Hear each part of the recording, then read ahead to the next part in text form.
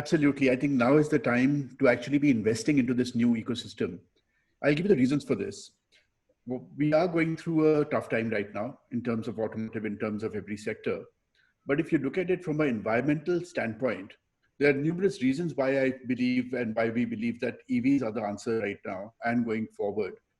Because if you look at it from an environmental standpoint, we've actually never had the air so clear and so pure ever in the last 20, 30 years that that at least I've been in Delhi.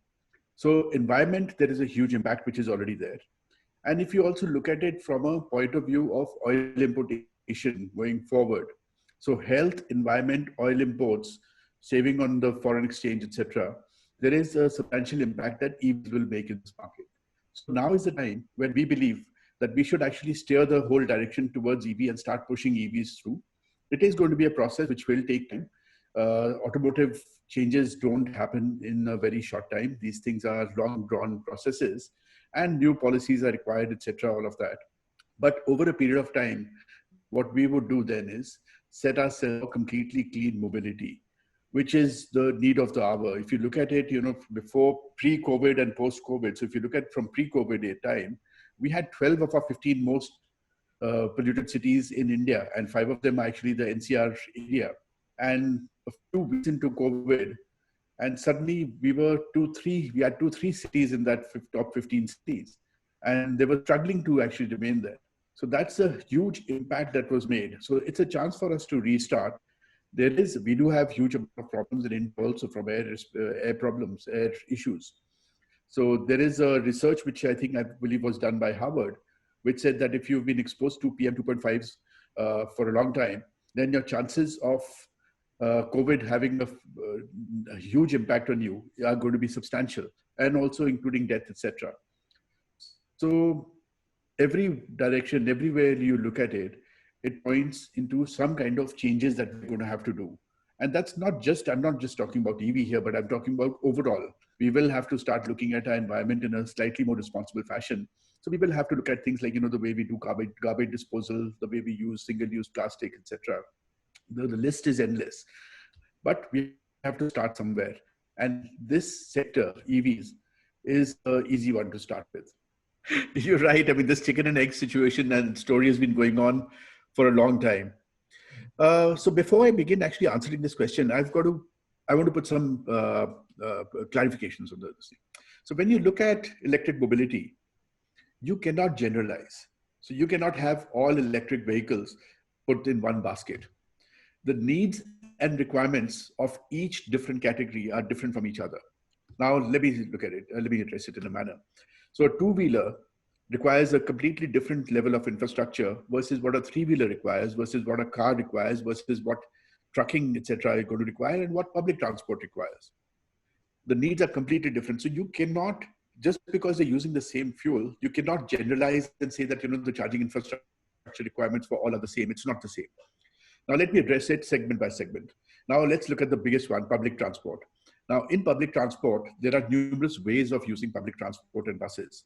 One could be overhead wires where you actually just plug in, which is electric, which is clean. Or it could be battery swapping as well. You have very extremely heavy battery, but you have robotics, because these vehicles are actually doing a very fixed milk run. So they are going from one place to another and then coming back to the base station and then again doing that round again. So there, and they cannot stop. So they cannot stop to charge their vehicles. So there, swapping possibly could work. It's expensive, it's complicated, but nevertheless it could work. I mean, we're already seeing some projects of those in parts of India as well.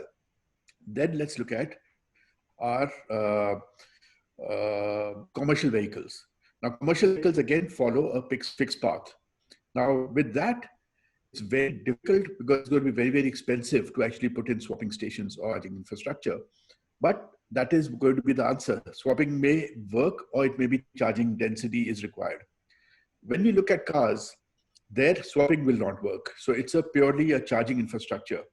When you look at a car, you don't want to be limited by the range in the way that you're going to commute. So if you have to go across NCR, or if you have to go across Mumbai, or if you have to go across cities, you don't think twice about getting into a car and going across. But you certainly don't do the same thing when it comes to a two-wheeler. you think twice or use public transport or use some means of transport if you have to go to commute those distances. So for cars, or the charging infrastructure is going to be critical for success of cars. Also, we have other limitations because one of them is basically the cost itself. So the cost of an electric car is so much higher than that of an IC engine vehicle that you're not able to target that segment, that commuter segment or the mass segment. And that is where the infrastructure requirements for that segment are very different. Now, when you come down to three-wheelers, now three-wheeler is a commercial product. It's not a personal product. There, you don't have time to charge the vehicle for a few hours and then again run again. So for that commercial segment, it makes sense to go into a swapping infrastructure rather than a charging infrastructure. Or you could charge the vehicles at night, but swapping makes absolute sense. So you are going in a particular area. There are numerous swapping stations, which a number of companies are installing. You go swap your battery, pay a few hundred rupees for that battery or for that usage or per day or per kilometer, whichever way the commercials are structured. And that makes absolute sense. But when it comes to two-wheelers, the needs are totally different. Now, let me address two-wheelers here. Two-wheelers, our batteries, like I said, are all portable. And they will give you a range of anything from 50, 60 kilometers to about 150 kilometers, depending on what configuration of the vehicle that you choose. So you charge your vehicle, you charge your battery in your apartment. You don't need to have charging infrastructure in your, even if you're living in a block of apartments, you don't need it on the ground floor. You take a battery up, charge there, and then you go and use the vehicle. Should you find that you're running out of charge anywhere, you've got plug points, 3-pin plug points, 5 amp, all over the country. The way you charge your mobile phone, you could actually plug in your vehicle there and charge. We ourselves, even though there is a range anxiety issue for sure. So we ourselves are creating a charging infrastructure as well. We've already put in about 650 charging infrastructure stations, which are low-cost stations. These are not high cost. We're not even asking the government for any intervention. We're not asking them for help, nothing. These are basic, what we've told our dealers and our channel partners is to, that in the neighborhood of 5 kilometers, 10 kilometers, you actually install charging stations. Anything from 50 to 100 charging stations in the 5-kilometer radius. These charging stations are nothing but like a mobile phone charging station. So they're there at Kirana stores, chemist stores, grocery stores, different, where you go into a dense market. And it says Hero Electric charging station there. Now, sales have gone up in all of the areas, but people are not really using it. It's just to give them that range anxiety issue.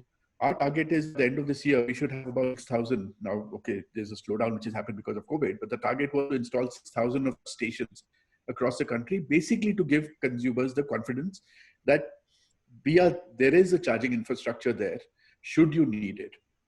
Besides that, what we're doing is we're also training up thousands of roadside mechanics, which we call as PGOs, preferred garage owners.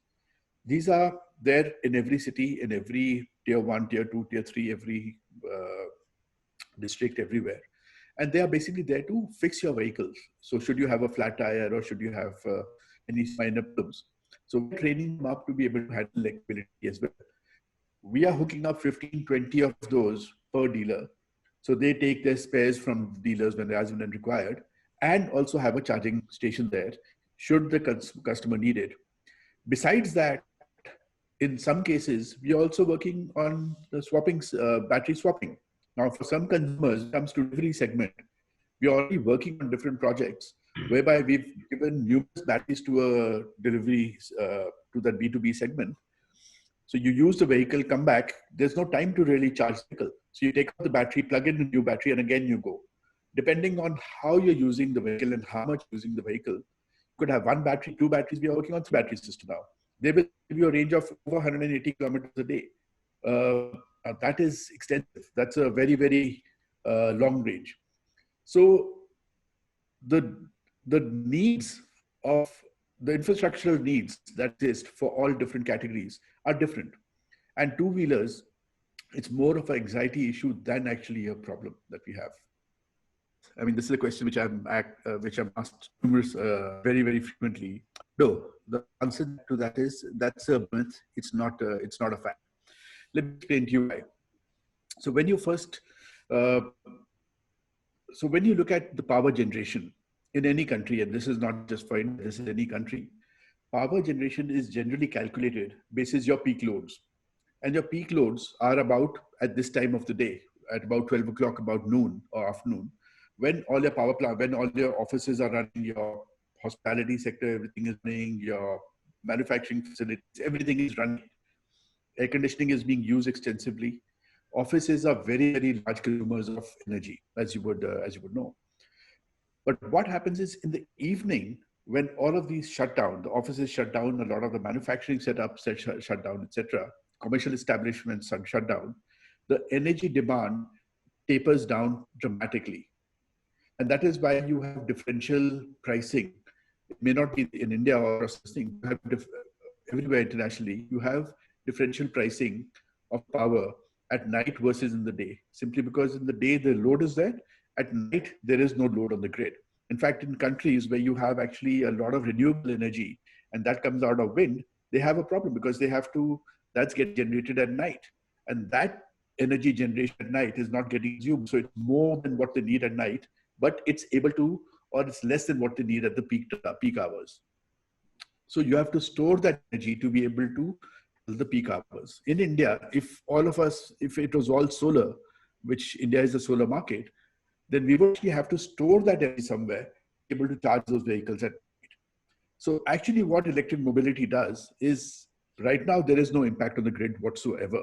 Even going forward, let's say we convert a very large, there is a statistic and there is a figure to it, even if we convert over 20% of the vehicles today into electric, there will be no additional power on the grid, simply because you're helping balancing out. The thermal power plants cannot be shut down at night.